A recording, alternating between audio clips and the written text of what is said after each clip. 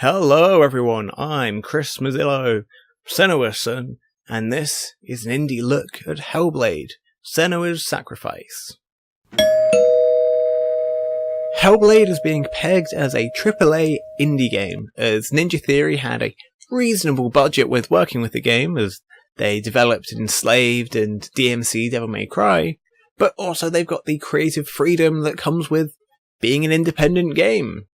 What came about was Hellblade, Senua's Sacrifice. Senua?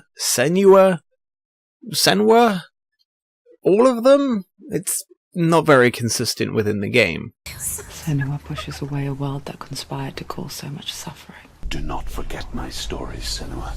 Either way, Hellblade is a game that follows the titular Senua as she descends into hell itself in order to retrieve the soul of her beloved who has recently departed. All the while, Senua has to deal with her own psychosis, which has transformed her reality into this hellish quest that she must go through in order to get what she wants. Not aided at all by the voices inside of her head that will accompany both you and Senua along your journey. No one will judge her. No one will ever know. Oh, she hurt us. This is a game that I don't really know where to start on. I guess the title screen, because it's already a pretty imposing sensation.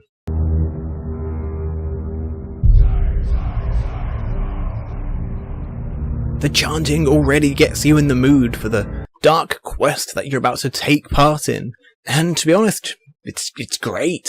Is there any escape?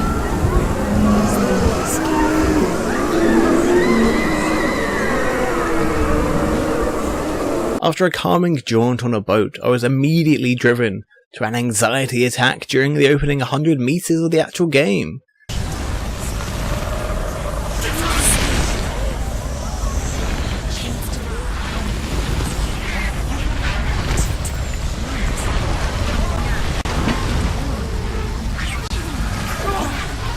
The darkness is coming. This wasn't the only time the game managed to evoke such a response from me. Not to name all of them, but another to note was a period where you're running through lots of fire, filled with screaming and panic, and the voices in your head just building up to this horrible crescendo of nightmare fuel, basically. Run for your life! Wrong way! You don't know where she's going! Wrong way! You're going the wrong way! And really, it's something else of an experience. The game uses binaural sound, like an ASMR video. Hey. This means that when paired with a set of headphones, the voices are immediately within your own head and surround you completely. Not only does this add to the sensation of voices within one's head, with voices that you can't quite pinpoint the location of, but it was also very reminiscent of some of my own mental health experiences, almost similar to that of an inner monologue in your own head, having an argument with your own consciousness late at night. Your fantasy quest to hell and beyond sees you through a whole number of situations, mainly because you can never go through the front door with these sort of things. There's always another way in. You've got the aforementioned fire and flames, a wonderful area filled with perception puzzles, as well as just a creepy creature. Fight me! Maybe an entire area that's in the dark and requires the use of almost exclusively sound to get through it.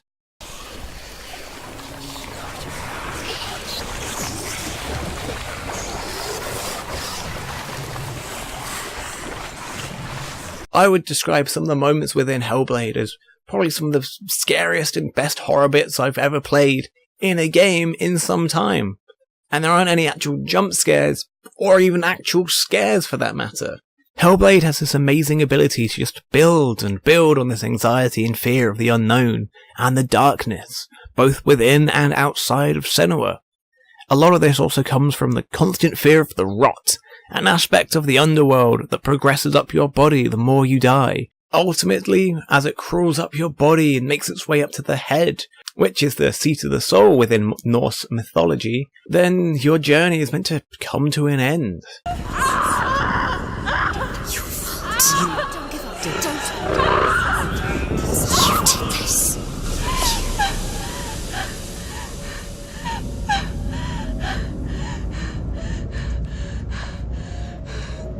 Whether or not this actually means your save file is going to be deleted or not, doesn't matter.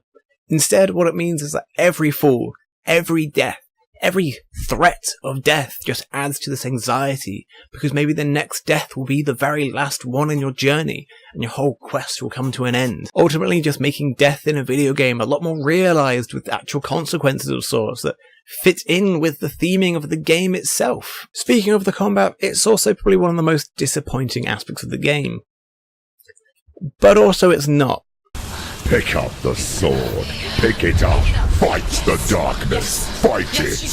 What I mean by this is that the combat is quite simple, but because of this it feels extremely satisfying at times. As you duck and dodge out of the way between enemies and get in the tight parry at the last moment, managing to pull off a string of combos on your foes.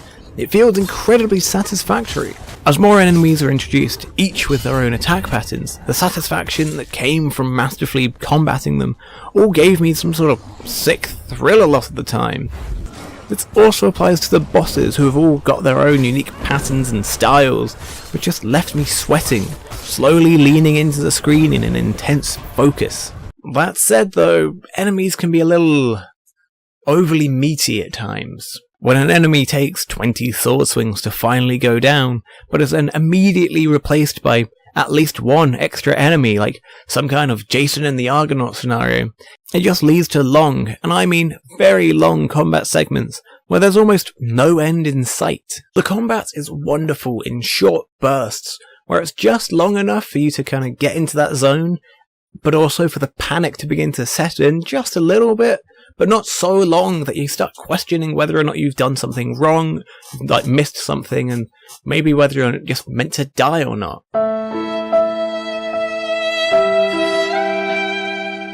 Overall, Hellblade: Senua's Sacrifice is a wonderful game. It's one of the most beautiful games I've played in such a long time, but it upsets me that I know there'll be players out there who will just power through large segments of it, just walking straight to the next bit, blocking out everything around them, just trying to get to the next gameplay segment. But it's the looking around the world, hearing the voices and seeing this reality Senua has created for herself that just immerses you in the experience. It's getting wrapped up in the tales of both Norse mythology that are scattered around each area, giving you some insight into who or what you're dealing with, alongside tales of someone's former life to give an idea to the more real Viking and Pictish culture. The sun will grow black, the earth will sink into the sea, the stars will disappear, fire and water will meet, steam will shoot up, flames will play against the sky. The game has this wonderfully dark story based around psychosis itself.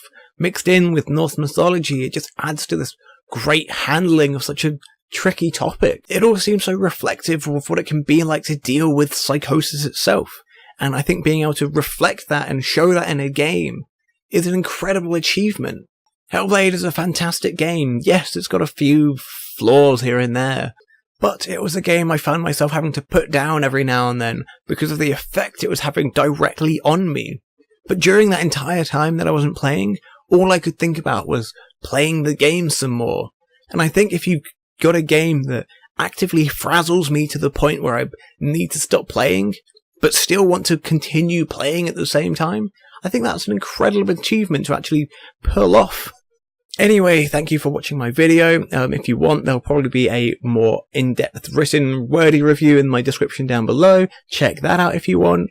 Otherwise, leave a comment if you liked it or even didn't like it. Maybe your own thoughts on Hellblade the game. And thank you, and goodbye.